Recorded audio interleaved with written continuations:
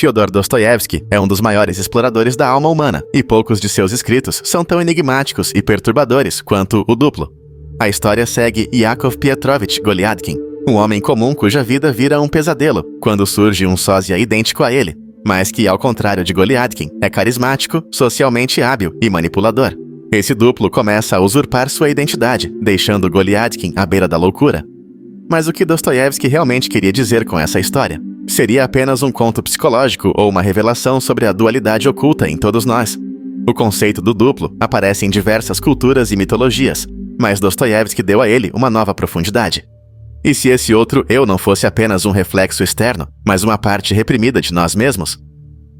O homem duplicado de Dostoiévski não é apenas um inimigo externo, mas um símbolo de nossas próprias contradições internas, aquele que surge quando tentamos fugir de quem realmente somos. Essa ideia remete diretamente ao conceito de sombra de Carl Jung, que argumentava que todos nós carregamos dentro de nós aspectos reprimidos, desejos ocultos e impulsos que se recusam a desaparecer. Mas o que acontece quando essa sombra se manifesta de forma incontrolável? Dostoiévski, que enfrentava crises de identidade e uma luta interna constante contra seus próprios impulsos, projetou essas questões no personagem de Goliadkin. O sósia que surge não é apenas um homem idêntico, mas uma versão distorcida de sua própria psique, alguém que consegue tudo o que ele deseja, mas de maneira imoral e oportunista.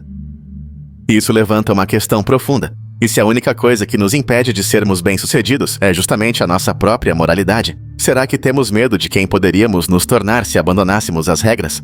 O tema da duplicidade em Dostoiévski ressoa fortemente com o dilema humano da identidade. Todos nós temos um lado público e um lado oculto, uma versão de nós que mostramos ao mundo e outra que escondemos até de nós mesmos. Mas o que acontece quando essas duas versões entram em conflito? Em O Duplo, Goliadkin não consegue aceitar a existência de seu sósia, e sua recusa em integrar essa parte de si leva à destruição de sua sanidade. Isso sugere que negar nossa verdadeira natureza pode nos levar à autodestruição. Mas será que o contrário também seria verdade? Abraçar nosso lado oculto nos tornaria mais completos ou nos levaria a um caminho sem retorno? A obra de Dostoiévski não dá respostas fáceis. Seu trabalho foi sempre um mergulho nas profundezas da alma humana, expondo nossas contradições, nossos medos mais íntimos e o desconforto que sentimos diante da verdade sobre nós mesmos. O que o duplo nos ensina é que não podemos fugir de quem somos, e que nossa maior batalha não é contra o mundo exterior, mas contra as forças que vivem dentro de nós. Mas há algo ainda mais perturbador por trás dessa história. Algo que Dostoiévski talvez tenha descoberto, mas que poucos conseguem aceitar.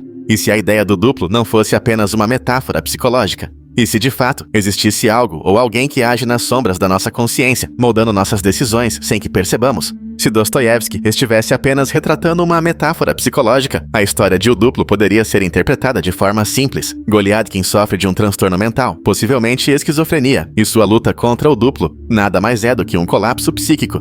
Mas e se houver algo além disso? E se Dostoiévski estivesse insinuando que forças invisíveis, externas à mente individual, podem influenciar nossos pensamentos e ações, nos transformando em versões de nós mesmos que não reconhecemos? A paranoia de Goliadkin pode ser mais do que apenas um delírio. Ele sente que está sendo manipulado, que seu duplo não apenas o imita, mas também o suga, assumindo lentamente sua identidade e o empurrando para a irrelevância. Em diversos momentos do livro, ele tenta se afirmar, resistir, mas sempre acaba sendo esmagado pela presença desse outro eu.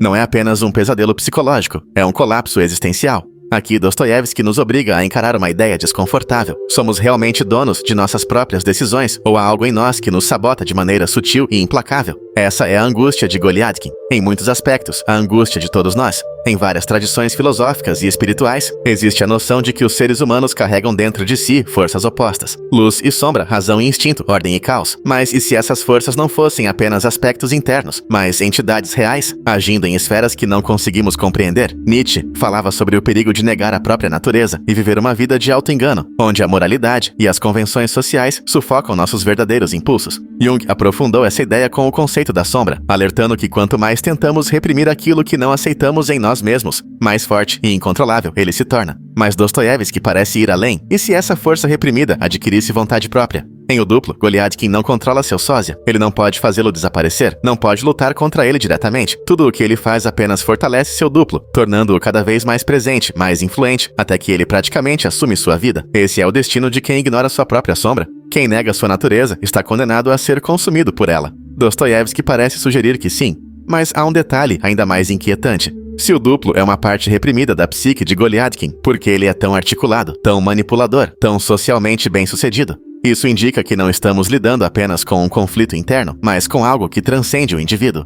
Em diversas culturas, a ideia do doppelganger, o duplo fantasmagórico de uma pessoa, é associada a mau presságio, desgraça ou mesmo a perda da alma. Será que o duplo de Dostoiévski carrega essa mesma simbologia? E mais, será que esse conceito poderia ser aplicado à sociedade como um todo? Se indivíduos podem ser consumidos pelo seu duplo, o que impede que nações, ideologias e até civilizações inteiras sejam levadas à ruína por sua própria sombra? Se Dostoiévski estivesse apenas retratando um conflito psicológico, a história de O Duplo já seria aterrorizante. Mas a sensação de pavor que esse livro desperta vai além. Há algo nele que ressoa como uma verdade escondida, algo que nos faz questionar. E se esse duplo não for apenas uma alucinação? E se ele representar uma força real, um princípio oculto que opera silenciosamente em nossas vidas?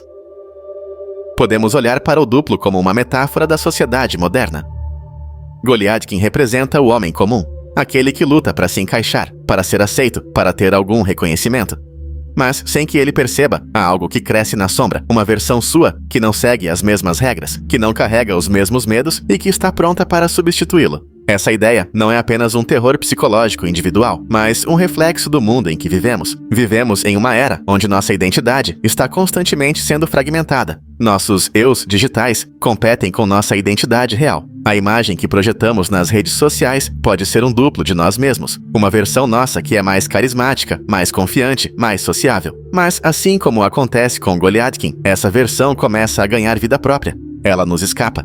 De repente nos sentimos aprisionados na necessidade de sustentar uma persona que talvez nem reconheçamos mais. Esse fenômeno também acontece no nível coletivo. As ideologias políticas, as crenças religiosas, os sistemas econômicos, todos eles possuem suas versões sombrias, seus duplos. Toda grande ideia que nasce com intenções nobres parece, cedo ou tarde, gerar um reflexo perverso, um simulacro que se torna mais forte do que a ideia original. Quantas vezes na história uma revolução, iniciada com um ideal de liberdade, terminou se tornando um regime opressor?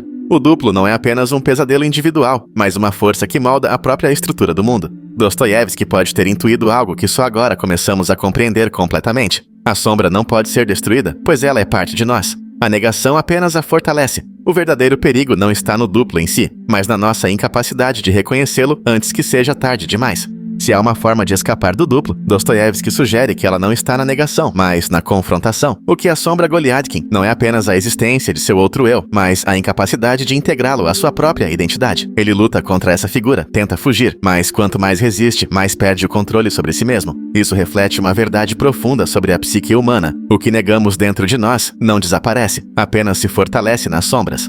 Na era digital, a mesma dinâmica se repete. Podemos tentar ignorar a persona que construímos online, fingir que ela é apenas uma extensão inofensiva de quem somos.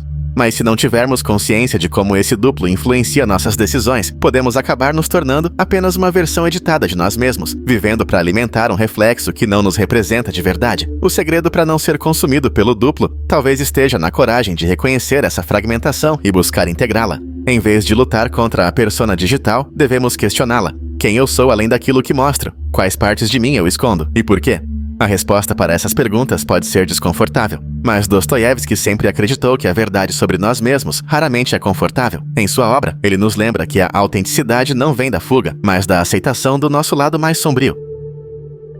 O homem é um mistério, ele precisa ser desvendado, e se você passar a vida toda tentando desvendá-lo, não diga que perdeu seu tempo.